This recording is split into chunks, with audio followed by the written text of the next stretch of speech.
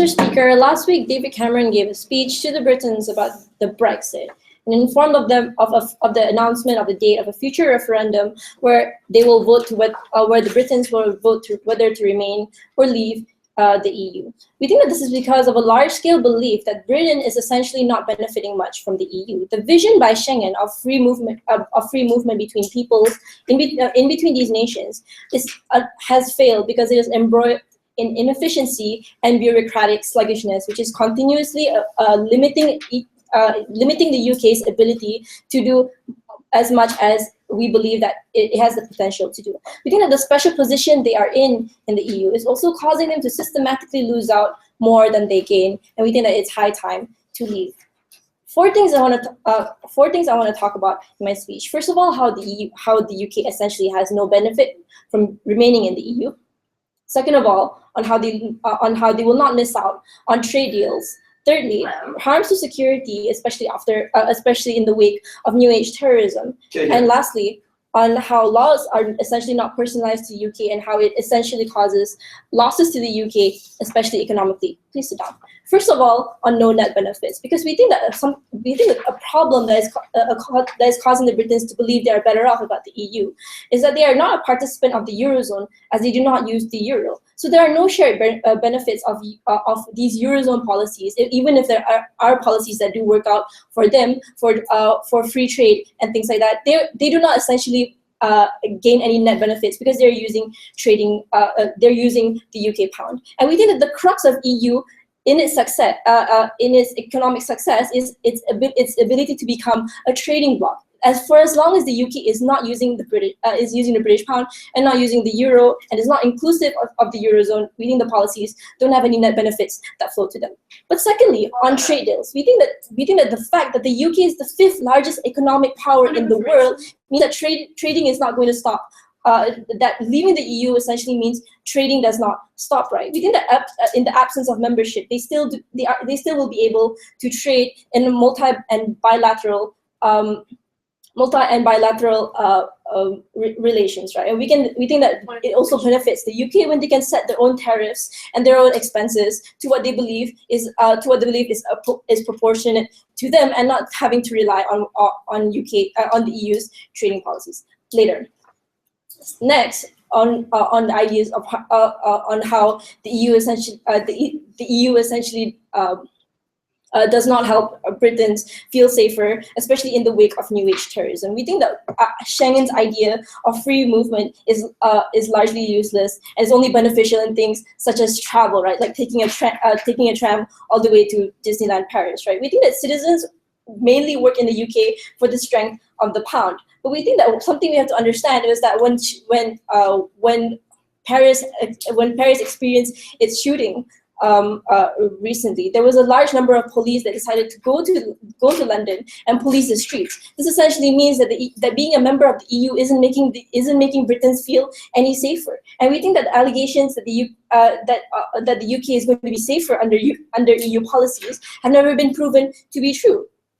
But lastly, this is something really important. How because of their membership in the EU, laws are not personalized to the UK. They cannot determine what are laws or policies that are suitable to them, and they have to follow what the big guys say. Right? We think that what we have to understand is the ones creating these EU policies and laws, especially, for example, economic policies, are handled by the elite few. That's why you have things such as nations like Germany, thanks to Angela Merkel and her special position in the EU, are continuously getting richer, while countries like Greece and Italy continue to dive deeper into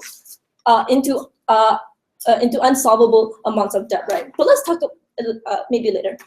But let's talk about the economic losses that UK has to suffer from wanting to go into the from wanting to remain into the EU and to no avail. Right. First of all, on membership to the EU costs billions of pounds per year, and we think that the returns that they get do not show any net profits. Right. Because the amount of trade, the amount of shares that the EU sells to the UK is of a surplus as compared to how much they are selling to the EU. They are not their investment is not very fruitful.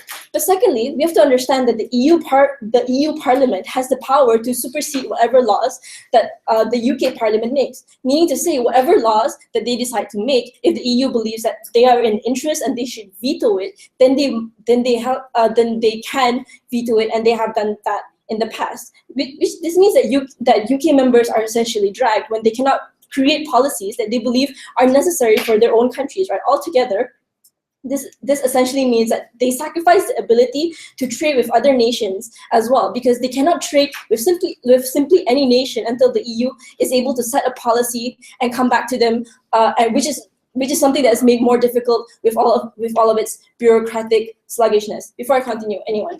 How is it fair for you to only rely on the bureaucratic process that EU makes it fair for other countries like France and Germany to lose their dependency towards UK? We think that both the EU and the UK can be stronger, can have their own strengths. We think that the idea that France is overly dependent on the UK is still something that's detrimental to the UK. It's unfair for them because they are the fifth largest economic power in the world, and they're being dragged down by other countries that are slowing down their potential. And we think this is not fair for them. These other countries are feeding on the taxpayer on the taxpayer money that they generate for themselves, for the net income that they generate for themselves, and we think it's not justified. Furthermore, on allocation of resources, we think that only a little amount of these resources actually trickle back to the UK, and a little more, and only a little, and most of these benefits essentially trickle down to the UK. But what we have to understand about, which is incredibly important about the problem of the EU as a whole, is that other EU nations continue to anchor the UK down, because the EU members will lose when EU members, because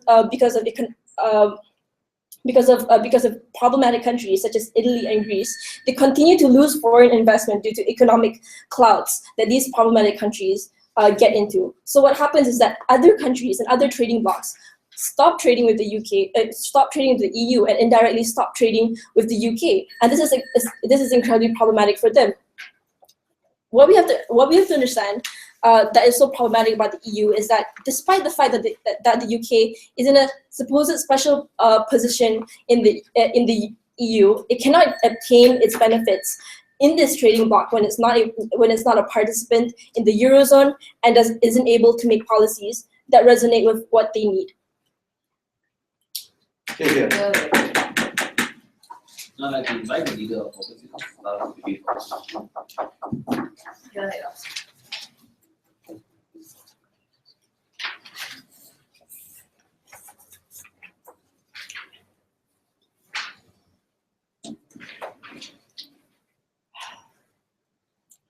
Abraham Lincoln once said, "A house divided cannot stand." And before I get into my arguments, I'm going to start off with some rebuttals. Now, the main 4 points that I got from side government was that 1, the reason that Great Britain is so much more superior than the rest of the EU is because they are not a participant of the euro. 2, I got that trading does not stop if they go out of the EU. 3, I got that it doesn't make Britain feel safer. And 4, I got that they're being dragged down. Now let me take down each of these points. First of all, the fact that it's not a participant in the euro is irrelevant. I hate to break it to you, but Scandinavia is not a participant in the euro either, and they're doing quite successful, with Sweden being quite successful in itself. And it doesn't need to be in the euro to be successful, as I just disproved with your entire point. Now, your second point was about the fact that trading does not stop. One of my entire contentions will completely take this point down, but let me start by the basis of saying, yes, trading would stop, because the reputation of Great Britain and the reputation of the EU itself declines, but I'll get further into that. No, thank you. The third point was that it does not make Britain feel safer. As you repeatedly said, Great Britain is a world superpower. They don't need to feel safe. They don't need to be coddled like a child. The contradiction in that point in itself is they will be just as safe on their own as being in the EU. They don't need to feel as if they're being protected by anyone, because being out of the EU, they wouldn't be protected by anyone either. No, thank you. The fourth point that you made is the fact that they're being dragged down. Now, I also hate to break this to you, but that's kind of how world politics and harmony is run. You give and you take as you need, and that's how people have harmony within their countries. But before I move into my arguments, please. Paris and US are world superpowers, yet they were subjected to terrorist attacks. The ability to protect our own borders is very important. Yes, I agree that the ability to protect your own borders is important, and I agree that the ability to protect your own borders is still achievable when you're in the EU. Now, into my arguments. My first and most essential argument is that the EU acts as a role model, and this lack of harmony can influence other countries. Now, what is the EU now? Right now, the EU is arguably the most peaceful and successful unified organization of countries. They're so successful because they run off the basis of the same Western European morals and values. This EU organization is arguably more successful than the UN because of this idea of running off the same morals and values. Here's why changing this idea of the harmony between Great Britain and the rest of the EU is a very bad thing and will affect it. It will completely ruin the image of Great Britain as a cooperating country. No, thank you, I already took one. It also means that the reputation will decline, which is detrimental to the world's economy. If places no longer want to trade with Great Britain, this is a very bad thing, because as you said, you want Great Britain to grow as a country, but we're saying if you take Great Britain out of the EU, it will only decline as a country. We're saying it's very detrimental to world's politics and economy. If people see Great Britain as an uncooperative country of its own who's selfish and wants to do things for its own intentions, people will not want to do politics with this country. People will not want to trade with this country. People will not want to be involved with this country as much as they are now in their superpower. That's why being part of the UN is so much more detrimental, is much less detrimental than not being part of it. It harms international relationships and itself. And as I was saying, I would get to this rebuttal. It does stop trading because people no longer want to trade with these people. Let me give you an example of when a reputation was ruined.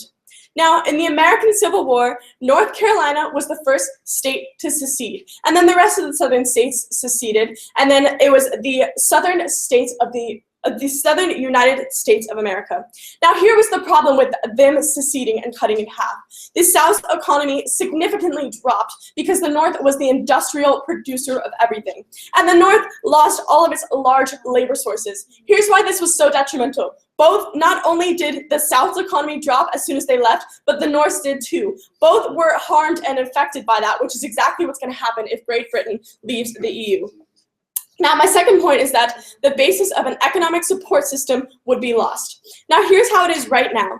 Britain financially is dependent on the EU, and it's the other way around too. Yes, we do concede that France is dependent on Great Britain, and the fact that Great Britain is a superpower is very important to Europe, and that's what we want to keep. We want to keep the fact that Great Britain can help other countries that don't have as much resources and materials as they do.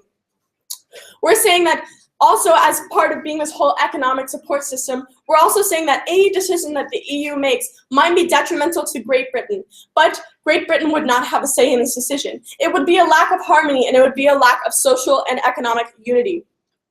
The system of support right now is successful in the uniting of nations. Here's why it'd be detrimental to change it and it would create a bad economy, is that you would lose support from the superpower of Great Britain and the British economy would greatly decline.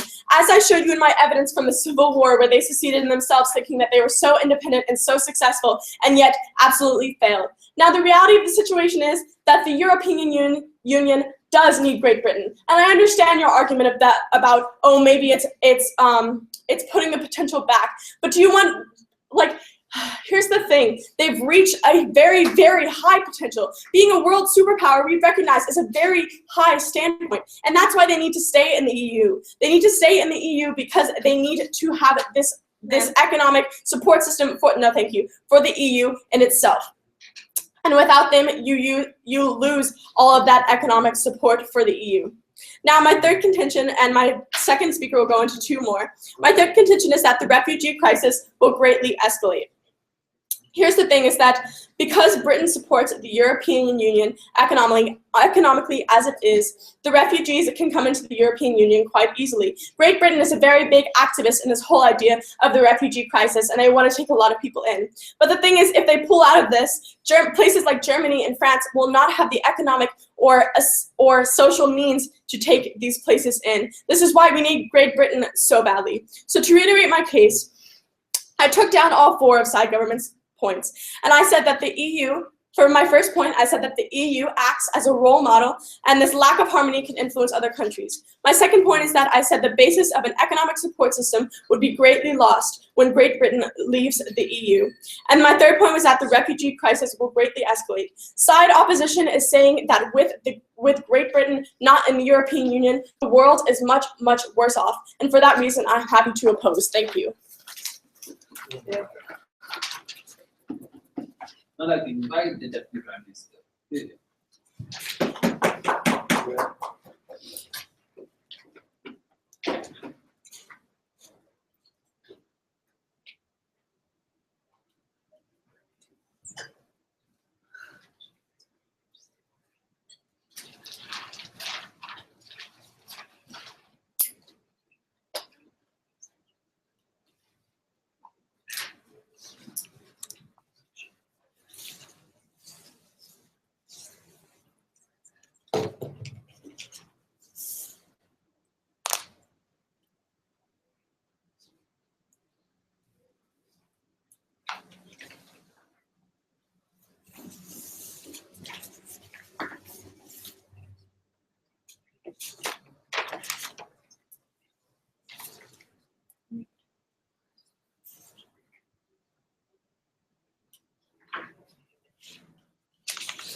Sorry, just let me arrange properly.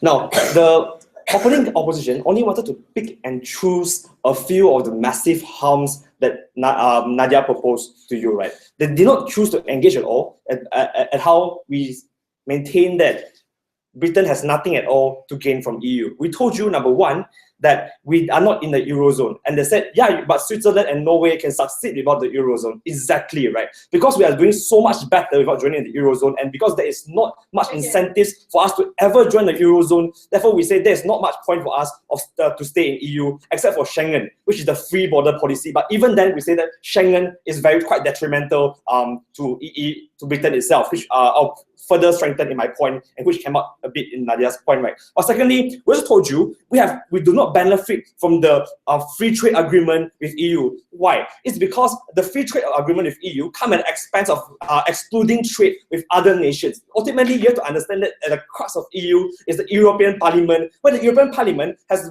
massive power to make trade policies, to make foreign policies that the rest of EU has to abide by, that no single individual nation can ever veto, right? We say this is massively harmful because it traps Great Britain in only in trading relationships with other countries in the EU, and this allows us from making favorable agreements with developing nations, Asian tigers such as Japan, such as Asia, such as Thailand, right? Unless the rest of EU consent. We think this is a massive hampering of our ability. We think when we leave the EU, not only will EU states still want to trade with us because we are the 5th largest economy in the world, but we will gain much more flexibility to arrange for good trade agreements or favorable trade agreements with developing nations, and that's why our economy will prosper. Lastly, we told you that we have been at the losing end of Schengen, right?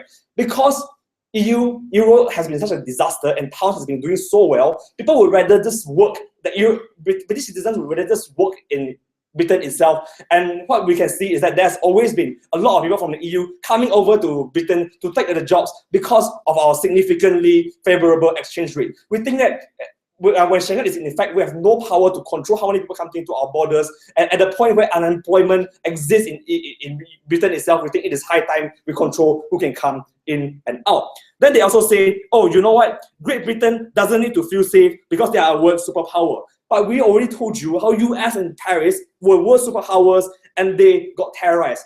But we also pointed to you how Schengen, the very theory of Schengen, was the reason why the Paris attacks happened. Because these terrorists, they came from all over EU and were able to transport weapons and arrange for these terrorist networks to organize. through the concept of Schengen that says you have very limited border control, right? Most of these terrorists come from Molenbeek, came from Greece, came from Brussels, right? With border control, at least we can check who's coming in or exclude people who's coming into our nation to protect our own citizens, so to prevent another Paris attacks. Then, before that, after that, they also talked to us about how people will see that Britain is selfish and will stop trading with Britain. But economic interests are greater than dislike of certain countries, right? People still trade with Russia, for God's sake. People still trade with countries like Saudi Arabia and pay ISIS for oil. So we don't really see how, just because they see Britain as more selfish now, they'll just stop trading with Britain. Then they give this analogous example of South Carolina and North Carolina. When they stopped trading with each other, both suffered. This is assuming that EU will no longer want to trade with Britain once they leave. Like I said earlier, because we're the fifth world superpower, they will still trade, right? But this is also assuming that there will not be substitute trading partners for EU. Which, as we say, in an increasingly globalized world, there are many other trading partners that we can replace EU with, even if they choose not to trade with us. And we say this is not a problem.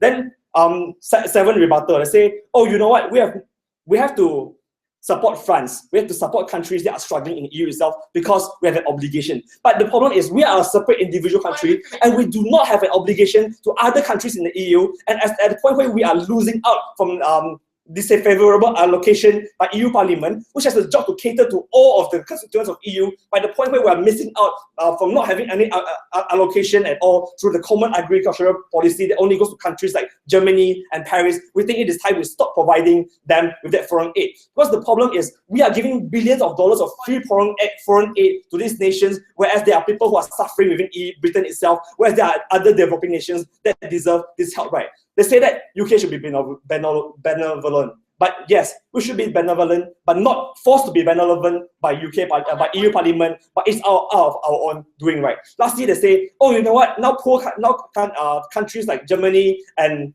Paris will have to take a lot of refugees in when we leave the European Union. But that's not so. Ultimately, what we're talking about is if Britain wants to accept refugees, it is their own autonomy to do so. And at the point where we want to take in refugees, we should be able to decide whether we want to or not, and not be spurred on or forced to by European Parliament.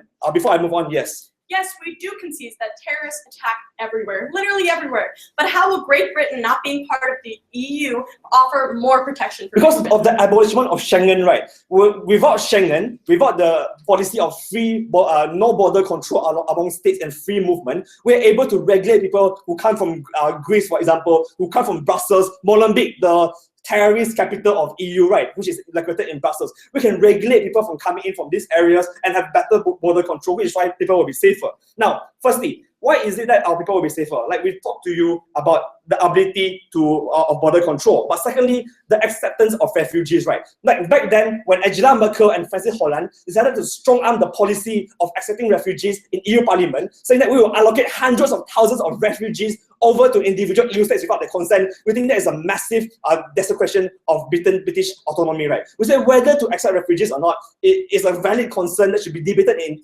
Britain's parliament and not EU Parliament, especially since their coming is associated with genuine concerns such as the increase in sexual assaults, for example, or the increased risk of radicalization of British citizens. So we think ultimately when we leave EU, this the debate about whether to have refugees or not will be left to EU Parliament. We will have greater autonomy. But lastly, we will have the ability to forge our own foreign policy. Britain has fallen from the international spotlight largely because whenever we want to take an action in the Middle East, for example, we have to look at EU first. Well, whether they consent to sending arms, whether they consent to sending military, for example. When we leave, we have greater autonomy over this decision, and we will be not forced to be compliant with EU nations or NATO members who have gone astray and be able to condemn them, such as Turkey when they bombed Kurdistan, right? In status quo, when Turkey bombed Kurdistan, even though Britain is against it, we are forced to provide arms with it. We are complicit in their crimes. But after we leave, we have greater autonomy to condemn or caution them. Mr. Speaker, if you want the sun to rise again on Great Britain, vote for opening government.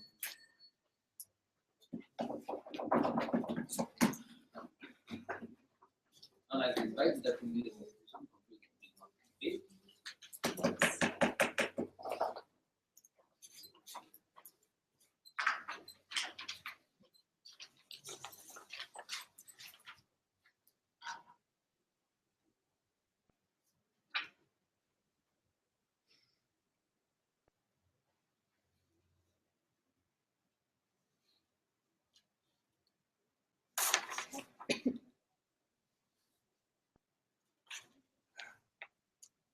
Ladies and gentlemen, we believe that it is in Britain's best interest to not just help itself, but to help the entire area and the entire continent of Europe. Why do we believe this? Firstly, our first point was that the European Union acts as a role model of political and economic cooperation, and by falling from that idea of a role model, by allowing Britain to exit from it, it creates a lack of harmony and can influence other countries to abandon the ideal of international cooperation and international economic and political cooperation. And this will affect the balance of power in Europe and in world politics detrimentally. Why? Because as the most successful alliance of countries that represent an ideal have right now, Britain's departure from the EU destroys that dream of world cooperation and world cooperation. So the UK should not just hold we as the UK should not just hold our own interests in account, we should hold Europe's entire health into account. And this is good for us. Why? Because it is by keeping Europe, by keeping ourselves part of Europe, we can maintain this idea of world cooperation, we can maintain this idea of European cooperation, and we create this ideal that will spread throughout the world and be a safer and create a more cooperative world for all. And this creates a safer world for not just Britain, Europe, but for the world, because it creates an allied world. And we say that it is in Britain's best interest because a more allied world means more trade, more cooperation, less conflict.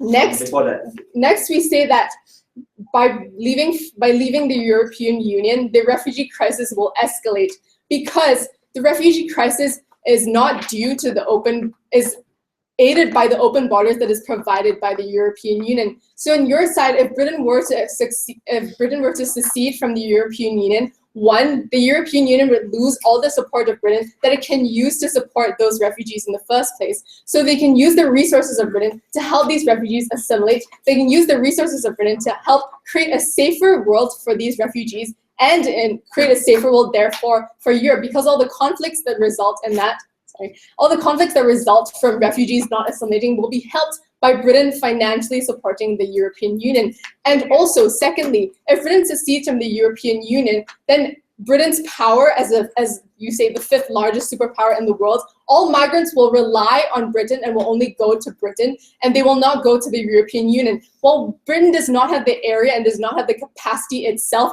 though it may have the financial capacity to house and assimilate all those refugees. So by solely isolating Britain as the only potential means of escape for refugees, it creates a bigger burden on Britain and creates even more centralized and unsafe conditions in Britain. But yes, I will take your cue. Why can't we still be allies with European Union when we succeed and help struggling countries in EU and accept refugees at our own behest and not forced by European Parliament?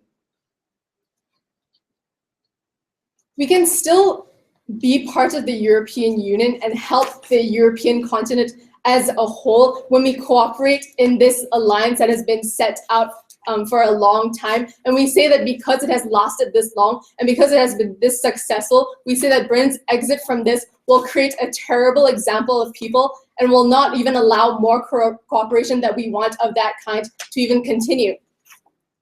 Next, moving on to my extension to Liz's case. One is that we should be using Britain's strength to help the EU. We should not be just caring about our own prosperity, we should be caring about the EU's prosperity. So a larger prosperity for Europe means a larger prosperity for Britain. So if Britain contributes as well to lift other countries like Greece or other struggling countries in the EU, the entire European continent will prosper, and that will help Britain itself. So by seceding from Britain, Britain is separating itself from all these benefits that it will have by lifting the entire European Union that it trades with its help.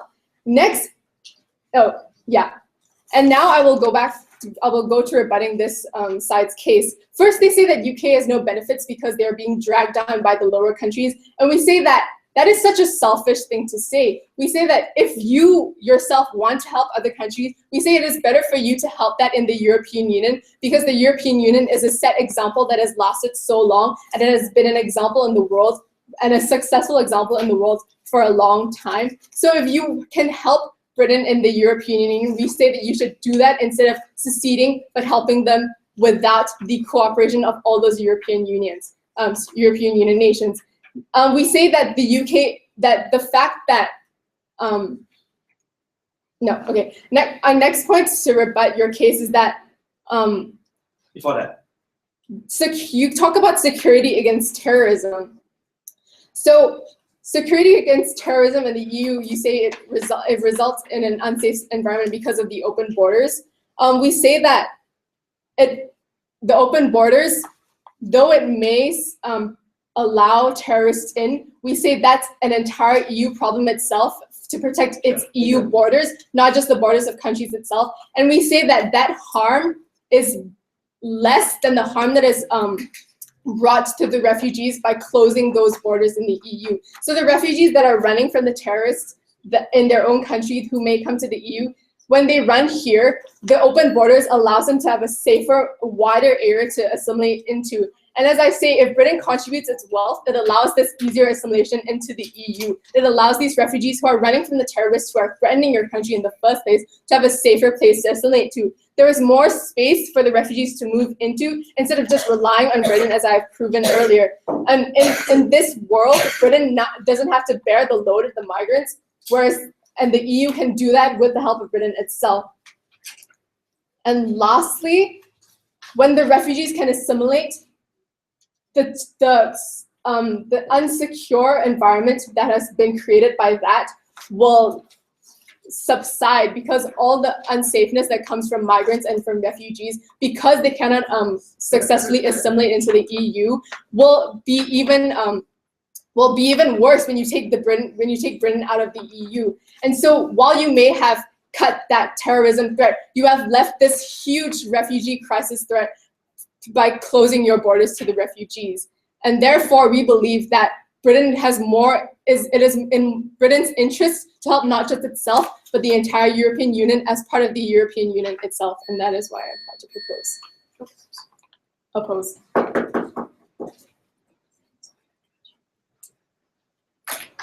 To begin the closing of the debate, I'd like to invite the member of the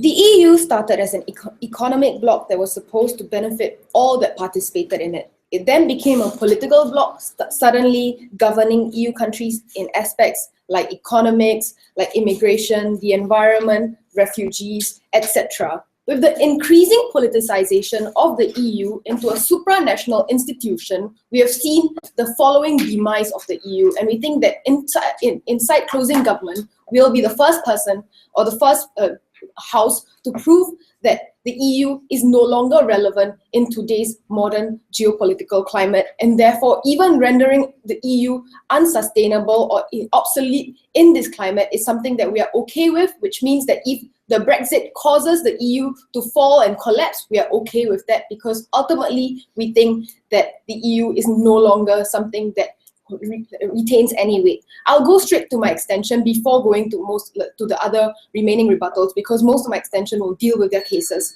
proper. It is high time that the UK starts deciding for itself, retaining its sovereignty and allowing for its own self-determination in this geopolitical climate when the EU cannot do so on behalf of the UK. Because this mutually beneficial relationship has no longer become mutually beneficial, as OG has simply explained, we are going to tell you why then it's in the UK's best interest to exit the EU. Let's first look at the systemic failure of the EU that has rendered it increasingly obsolete. The EU is extremely inefficient with bureaucracy, with supranational legislation and parliament, and that's why they're attracting only two types of countries, right? Countries that either have have burdensome debts that these countries who hope that then the British citizens' hard-earned money will then fund these debts away, or countries who want to go into this political clout to then gain some political leverage in the international sphere, like Turkey is doing right now. And we think that that's still something that's problematic, the way that people are now looking at EU as some form of financial debt, like debt financer, or some way to achieve political clout without doing any work and contribution. What then happens? We think that that is also the result for the EU's economic demise, right? Even the most economically strong countries like Germany, like France, like the Scandinavian countries are experiencing stagnating economic growth. And we think that this means that the economic bloc that was the initial intention of the EU no longer is something that has to be preserved at all costs, because the world is globalizing, trade is globalizing, and we think that there are many other opportunities elsewhere that the EU becoming too narrow-minded is not focusing on. Lastly, we think that this directly clashes with their point. They talked about how the EU has countries that are of similar morals or something like that. We think that the EU is not a union of ideologically similar countries, which is one of the reasons for its demise as well. The reason why you have Scandinavians who are extremely socialist and a lot more liberal than countries like Germany, like when you have countries that are fiscally more conservative, like Germany, or you have fiscally like liberal countries like Greece. And therefore, these differences means that policy making and decision making ultimately then lies in the hands of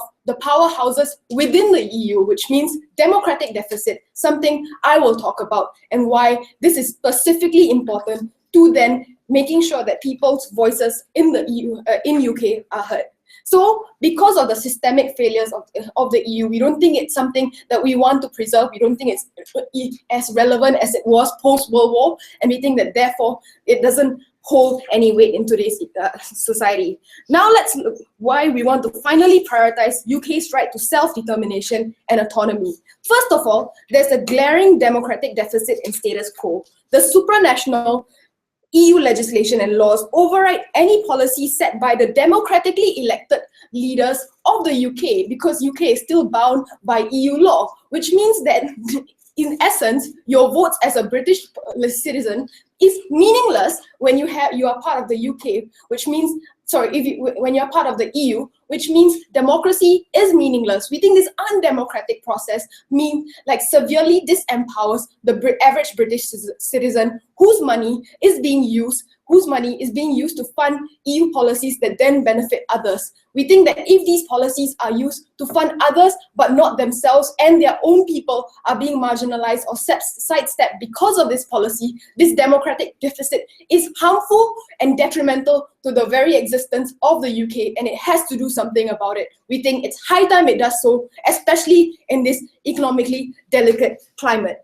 Even if they want to challenge these policies set by the UK, because of the immense bureaucracy, it's often really, really difficult to do so. And this means that people on the ground have increasingly hostile sentiments towards other countries in the EU. This is very obviously seen by Greece's hostility with Germany, even though they're still part of the same bloc. And we think that these kind of hostility, if it increases with this refugee crisis, with the economic crisis, we think that this means you will have an unsustainable EU in the long run. Before it hits 6, any points?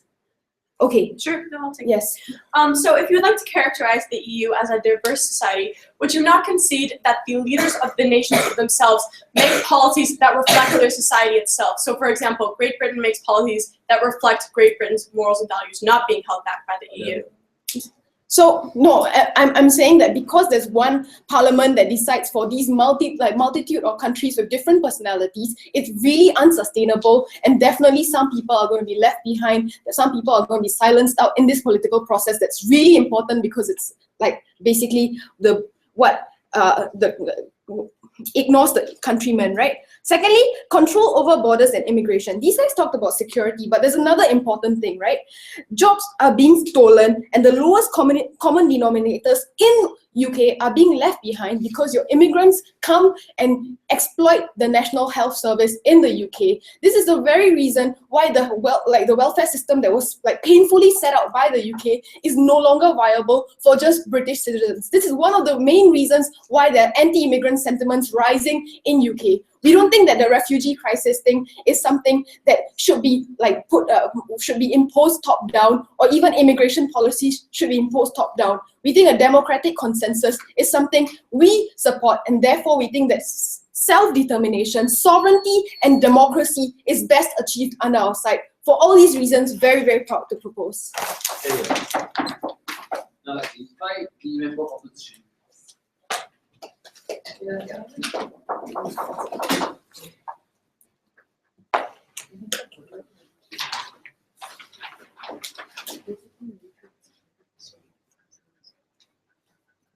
Mr. Speaker, my speech may not be the one with the most economical jargons, but it'll be the most human in this debate room. Because, Mr. Speaker, throughout the debate, we have heard people saying that we don't care about other countries if it benefits ourselves. We tell you that the political compensation and the perception that the UK gains through the EU more than compensates for its economical deficit.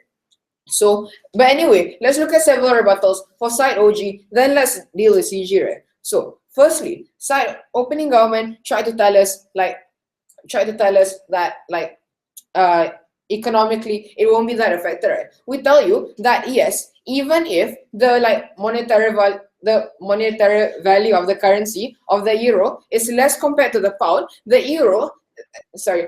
EU has like a better reputation, right? So like the EU has the power to push investments harder. The EU has the power to link companies and push investments to a further level. Secondly, they try to they came out with this interesting idea about security, right? So the problem with this argument is it runs on sentiments. So this idea on security runs on the paranoia of the UK. We tell you that at the end of the day, it'll only bring forward sentiments on how a Middle Eastern guy and an Arabic guy is related to a terrorist. We tell you that this is unhealthy for the social development in the UK.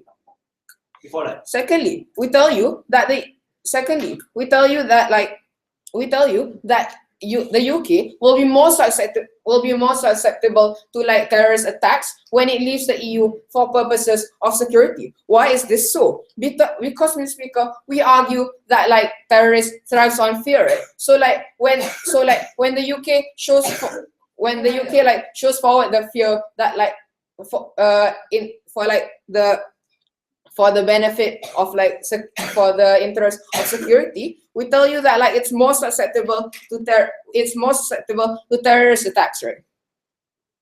Second response, we argue that when it leaves the EU, other countries are less likely going to help them. Take an example like France. When France was bombed by terrorists, Malaysia, countries which had countries which were politically friendly with them would go and help them out. Even if they wouldn't help them out economically, they'll help them out in other aspects, right? Showing messages that KLCC message that we had there earlier on. But before that, I'll take you. so can Britain help out EU countries in its capacity as an independent nation and not being strong into it by a democratic deficit through the EU Parliament, which came out in the opening government? Then, okay, so you have this argument on autonomy, right? So this is what closing government and opening government brought up in this debate. We argue that it's okay for the UK to give up some of its autonomy to the EU, right? Because at the end of the day, the UK will create policies which only benefits themselves. At the end of the day, if you have if UK continues joining the EU, it'll gain a better it'll gain like a better perception within our society, which I'll explain later on, which I'll explain like how it'll affect the economy later on. But last one. Why can't the UK make policies that benefits itself and not other countries that it has no obligation to? Have a heart, it's selfish. So let's look at the first argument on side closing opposition on how like it brings a worse perception towards the UK. Like I said before, Mr. Speaker, when the UK suddenly leaves the EU, it's seen as selfish. Why is this so? Because, Mr. Speaker, number one, we have the refugee thing, which I'll talk about later. But number two, when the UK leaves, now like more burden is put upon like when the UK leaves and like can't cater to those less developed less economically developed countries in the EU. Now other like richer countries will face like more burden to take care of this. So what does this lead to? This leads to like these other rich countries. This leads to these other rich countries less friendly and less likely to trade and make other beneficial agreements with the UK. We tell you that it's very harmful. But before that, closing. The EU is such a broken system that is dragging down all its members with it. Why then should we sustain the EU as an institution in the first place? Like I say over and over, like side opposition says over and over, the EU is a bloc which not only represents like economic power, but it's a bloc which also represents like harmony and like which also represents harmony within the world. Right? We argue that the EU is not just like an economically superior bloc, but it's also a bloc which like helps with diplomacy.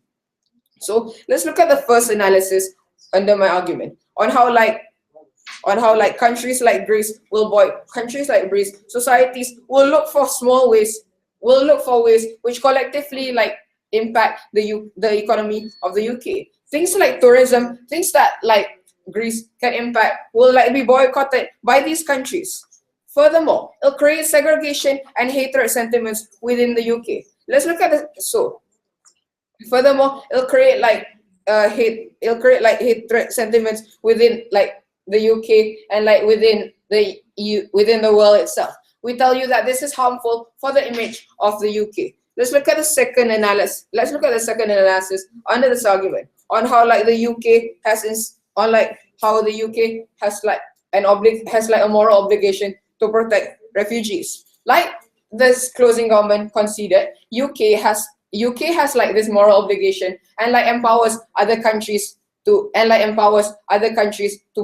protect refugees, right? So what happens when it brings itself up? Now, other countries which use UK as a model to protect refugees are less likely going to protect these refugees. And other than that, what's the conclusion to this argument? We tell you now that when the situation exacerbates for these refugees, both the UK and the EU will be blamed. With all these reasons, we tell you that it's not just harmful economically, but it's also harmful diplomatically for the UK. So, Mr. Speaker, have a heart. Go with side closing opposition.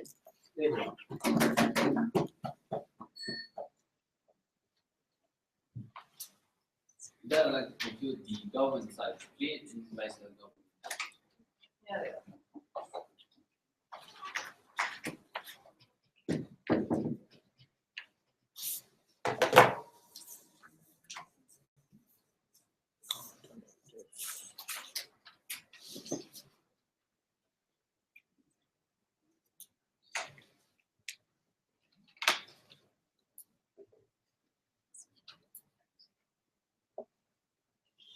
Everyone okay? Side opposition really needs to confront reality. The EU is a failed experiment. It was founded on the ideals of cooperation, of alignment according to ideals, right, of making the world or Europe a better place. But clearly, that hasn't worked out. If the EU was such a great place, we wouldn't be having this like debate. So here's the thing, right? Like we think that there's like 3 questions that need to be asked, like in today's debate. What does Britain stand to gain? What can they plausibly lose? And why should they be thinking about this? Why should they be thinking about making this exit? in the first place. So on the idea of gains, right?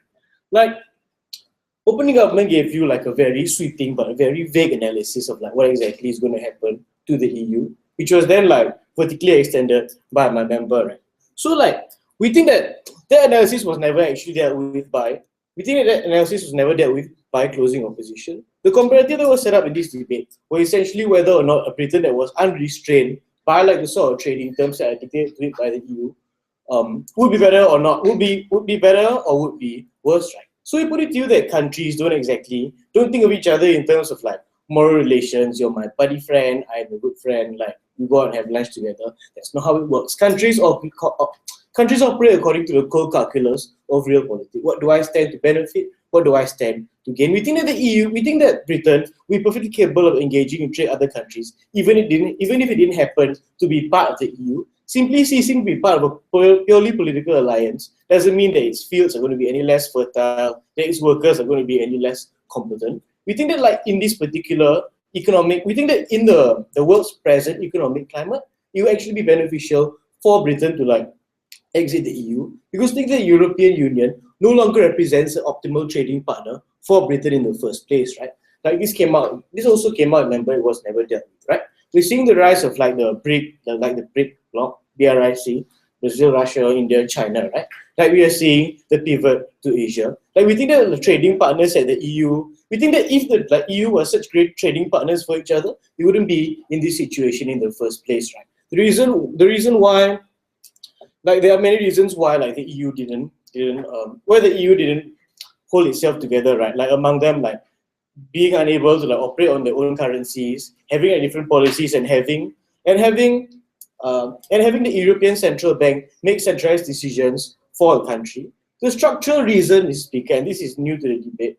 Like why this new analysis, why the EU was never able to work, was because it's fundamentally different from a federal state, where like the federal government has higher authority over the state governments, and thereby there's ability to break deadlocks, there's better ability to like make compromises and to negotiate, right? We think the problem with the EU is that there's no clear hierarchy, right? Like it's problematic because all of these different countries have like their own individual desires and like have their own individual desires and objectives, and that's led to the EU becoming a body that is extremely fractured, right? So let's examine like the potential harms and how they were dealt with like across this debate. Like we think that like the EU right now essentially consists of, you know, countries like Germany, France, and the UK that are doing well. There's a few countries in the middle, and then there's the pigs who happen to be at this moment like suckling at the tip of charity, right? Like they are behaving in entitled fashion, demanding to be bailed out, like in order to be rescued from like by other countries in the European Union.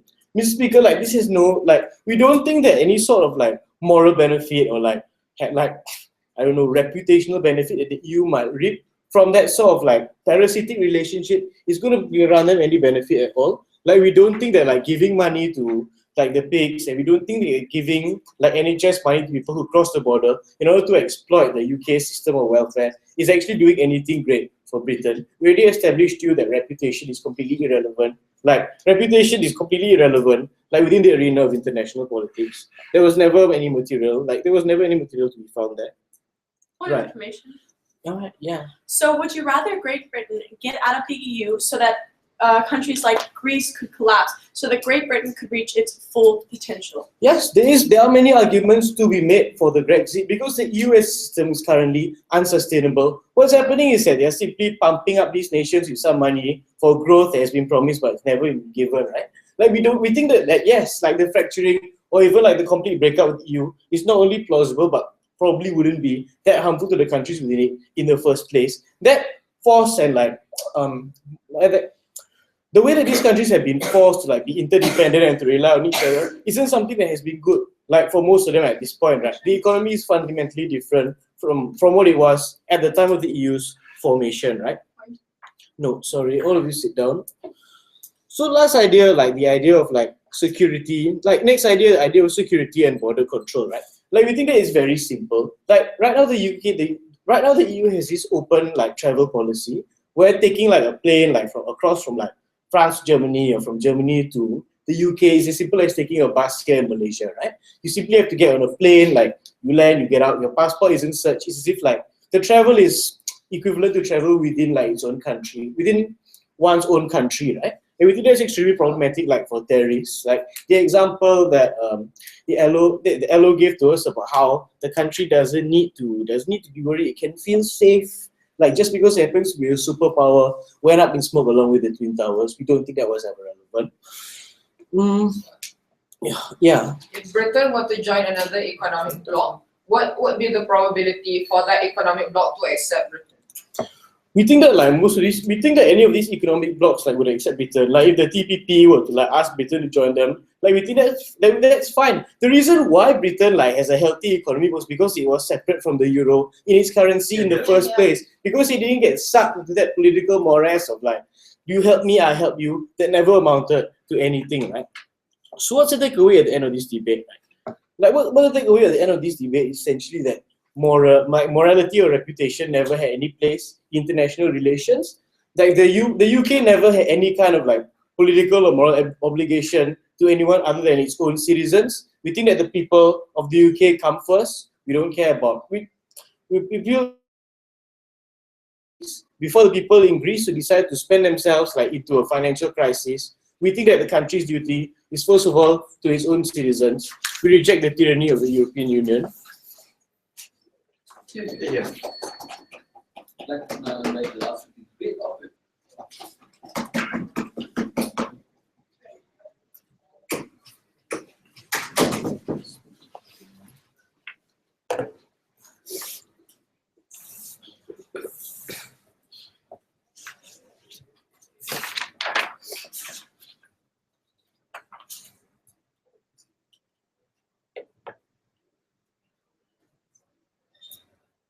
Assuming everybody here is past 12 years old, let's give a simple analogy on how this debate relates to school. I hate school. I can't make my own laws at school. I feel hurt because what the school teaches, I don't understand. And yet I don't leave the school. And if every member of the European Union and every member of the school were to leave that school, the school would be nothing, which would be good for the United Kingdom, but bad for the EU. We should take both for account because it also benefits me when I join that school. It also benefits the school to have me. It works the same principle. So 3 things I'm going to do in my speech. Firstly, I'm going to analyze the clashes with closing government. Secondly, I'm going to shaft opening government, why they are debate, and why we edge over opening opposition. So first clash.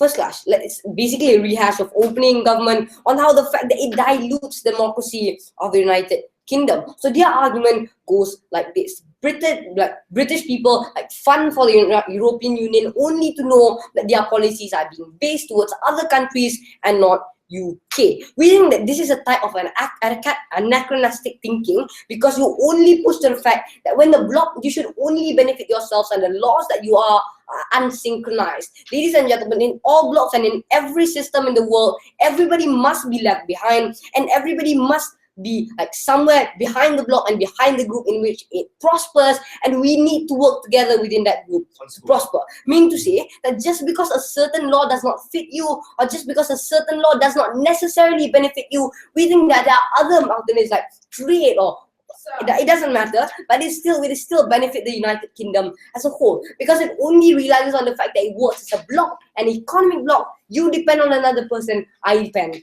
on you too. So while maybe the rules don't apply, but we think that the prosperity that you can bring when you actually try to prosper with the members of the European Union, we think that the outcome is far more better than this debate could bring. Secondly, jobs will be useless because the free service provided by the United Kingdom will be used. And finally, the United Kingdom does not have enough jobs to cater for themselves. That is why the word refugee exists. Ladies and gentlemen, when the European Union actually comes together and takes refugees, it actually solves many problems of the European Union as a whole. Firstly, in which it understands the fact that they need force and they need workforces and that their aging community is being a problem Two, meaning to say that the refugees now, when you break apart, less refugees will enter, rather than the fact that the outcome will be that people will asperse European Union and the UK even more for having to commit like humanity crimes by not letting refugees inside countries so that they can seek asylum. Rather than that, we argue that the benefits that you bring towards helping United Kingdom and also European Union struggle and survive as a bloc in the country with refugees help as a whole is already important. We argue that these two factors are important for you to realize that in every system that it works, especially United Kingdom, European Union, and refugee, a system that works together, it never breaks. Before I move on quickly. If the average citizen of Britain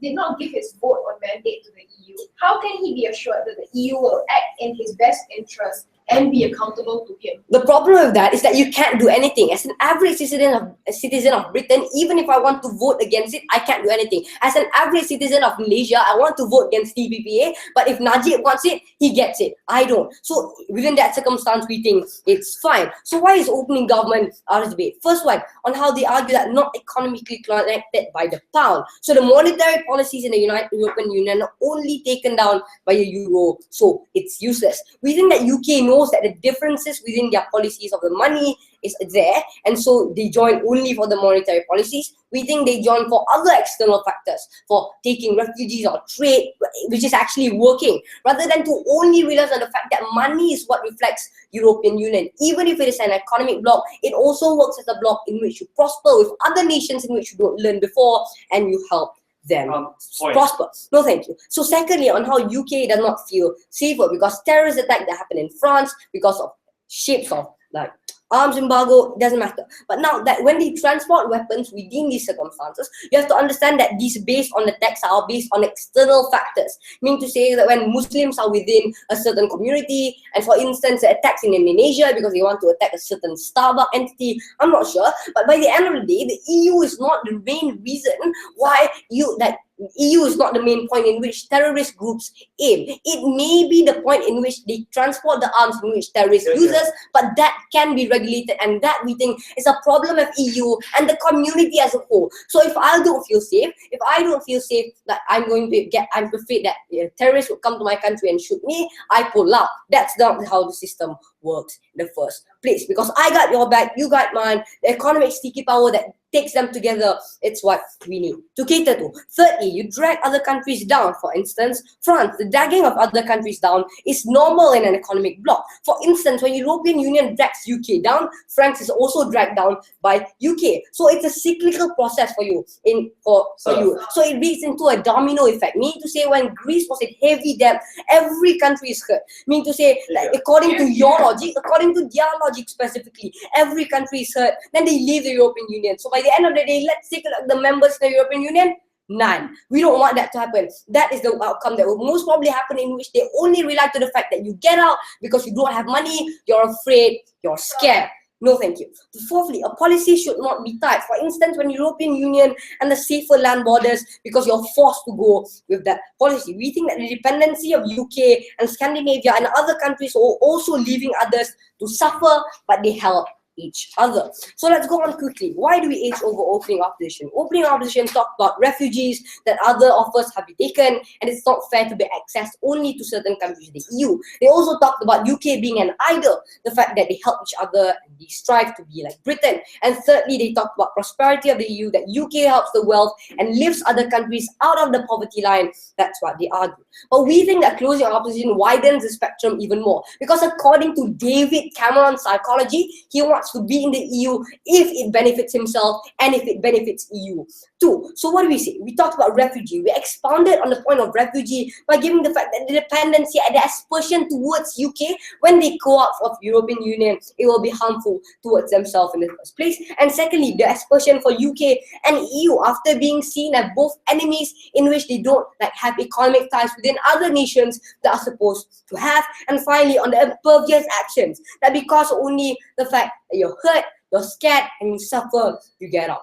We think that this is a selfish act of David Cameron. Everybody who thinks that it's only you that you need to be thinking of, we think that the UK as a whole needs to find a new mindset, a new way to live this world, so that everyone can be happy. Everyone has money, it's different, but we live with it. Yeah. You guys decided wrong, so you guys have to cross-culturally and Thank you. at level 1 for the results. Thank you. Thank you.